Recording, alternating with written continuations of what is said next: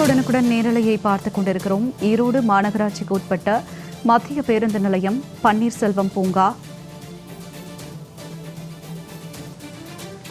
உள்ளிட்ட பகுதிகளில் பலத்த மழை பெய்து வருகிறது. சுமார் அரை மணி நேரத்திற்கும் மேலாக பெய்த கனமழையால் பொதுமக்கள் மகிழ்ச்சி அடைந்துள்ளனர். உடனுக்குடன் நேரலையில் பார்த்துக் கொண்டிருக்கிறோம். விவரங்களோடு இணைகிறார் எமது செய்தியாளர் கோவிந்தராஜ். வணக்கம் கோவிந்தராஜ். ஈரோடு மற்றும் நாமக்கல்லில் தற்போது பலத்த மழை பெய்து வருகிறது. இது குறித்த விவரங்களை சொல்லுங்க. வளிமண்டல கீழடுக்கு சுழற்சி காரணமாக தமிழகத்தில் பல மாவட்டங்களில் மழை பெய்யும் என வானிலை மையம் அறிவித்துள்ள நிலையில ஈரோடு மாவட்டத்தில் பார்த்தோம்னா காலையிலிருந்து கருமேகங்கள் சூழ்ந்திருந்தன.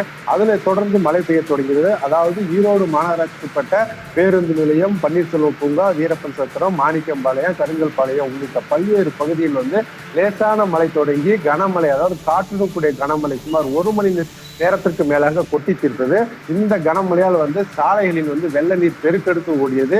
இருசக்கர வாகன ஓட்டிகள் மிகவும் அவதிக்கு உள்ளானார்கள். அதே போல பார்த்தோம்னா புறநகர் பகுதியான சித்தோடு, கவுந்தம்பாடி, கோபிச்செட்டிப்பாளையம் உள்ளிட்ட பல்வேறு பகுதியில் பரவலாக மழை பெய்து வருகிறது.